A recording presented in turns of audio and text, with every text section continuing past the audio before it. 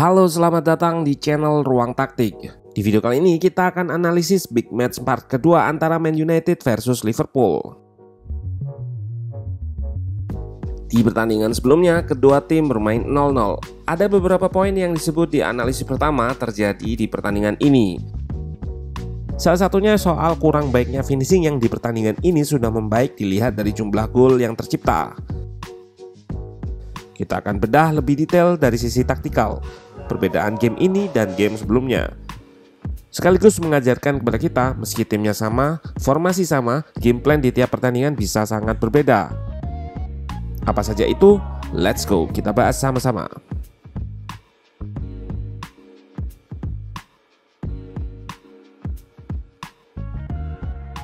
Bermain di kandang, MU turun dengan formasi pakemnya 4-2-3-1 yang kali ini turun tanpa pemain andalannya di awal laga, yaitu Bruno Van de Beek yang menggantikan posnya di nomor 10. Perannya juga digunakan untuk marking Thiago ketika Liverpool build up dari bawah.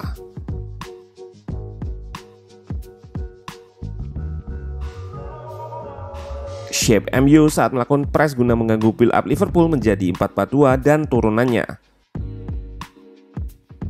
Sementara Liverpool tetap dengan pakem 4-3-3-nya yang kali ini bermain dengan Milner, Wijnaldum, dan Thiago di tengah. Mereka bermain tanpa Mane di depan yang digantikan Jones. Masalah possession MU di analisis sebelumnya nampak mulai diperbaiki di match ini. Pada 10 menit pertama, MU berhasil mencatatkan possession hingga 60% berkat pressing tadi. Liverpool baru bisa lepas perlahan di menit ke-11 ke atas. Untuk manipulasi pressing MU, Thiago drop dan Wijnaldum juga drop turun untuk mengambil bola.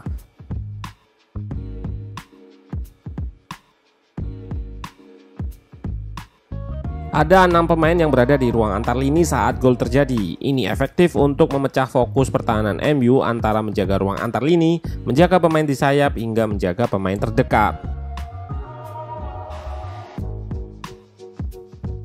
Build up ini sukses bikin gol pertama. Namun jika kita mundur sedikit, ada momen transisi setelah corner yang bikin shape MU disorganisasi.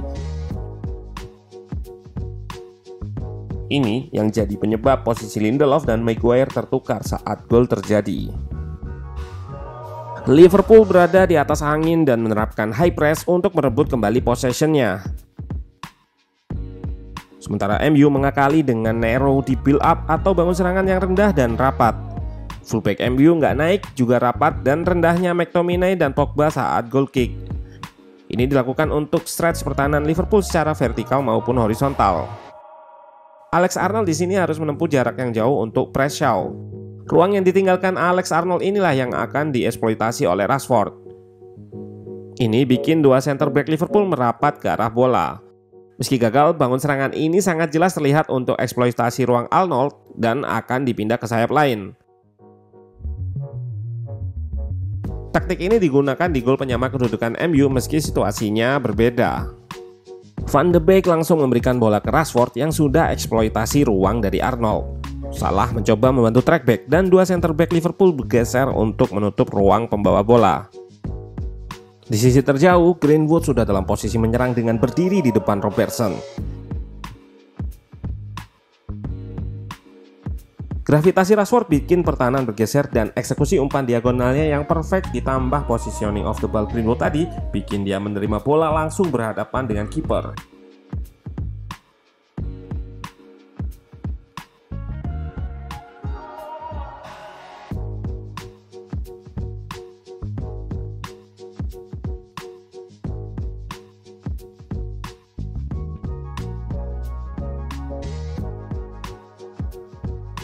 Taktik yang sama terjadi di gol kedua. Dari situasi transisi, kemampuan membaca situasi dari Rashford di sini sangat baik.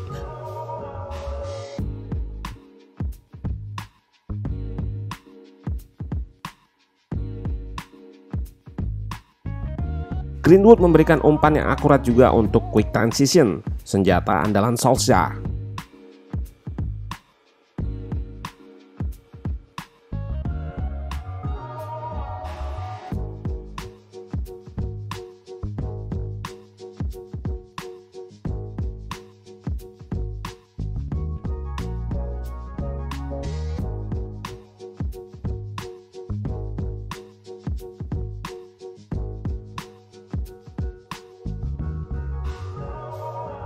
Setelah unggul 2-1, MU cenderung memainkan blok medium ke rendah dengan mengincar transisi cepat. Ini yang membuat possession MU semakin menurun menjadi 35% di babak kedua.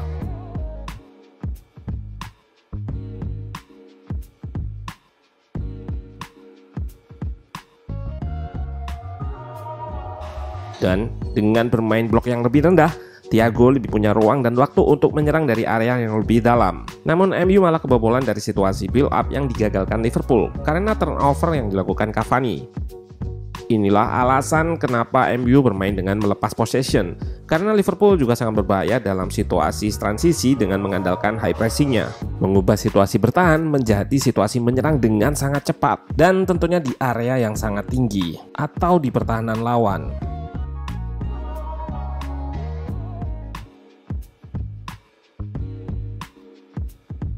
Setelah skor imbang, MU lebih banyak menggunakan direct build up dalam membangun serangan yang mana kurang efektif. MU memasukkan Fred dan Fernandes untuk mencoba mengambil possession. Sementara Liverpool juga memiliki beberapa peluang yang masih bisa digagalkan Henderson. Saat MU mencoba menguasai bola ini, terjadi pelanggaran yang dieksekusi dengan baik oleh Bruno Fernandes. Inilah pentingnya kualitas individu atau dalam teori taktik disebut qualitative superiority. Setiap manajer pasti mengandalkan kualitas individu untuk menjalankan taktik atau gameplaynya. Latihan juga digunakan untuk meningkatkan kualitas individu agar sesuai dengan kebutuhan tim. Ini juga yang jadi alasan kenapa harga pemain bisa berbeda-beda, tergantung kualitasnya. Duel ini sangat menarik dari sisi taktikal. Keduanya mengandalkan transisi cepat namun di area yang berbeda. Liverpool dengan high pressingnya memungkinkan untuk melakukan transisi di pertahanan rawan. Sementara MU dengan pertahanan yang rapat dan kejelian pemain sayap dalam membaca situasi transisi juga mampu bikin peluang-peluang berbahaya meski relatif jauh dari gawang lawan.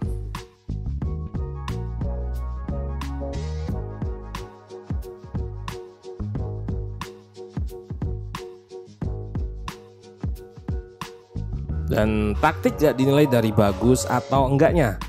Di sepak bola modern yang berorientasi hasil ini, efektivitas menjadi sangat penting guna mendapatkan kemenangan.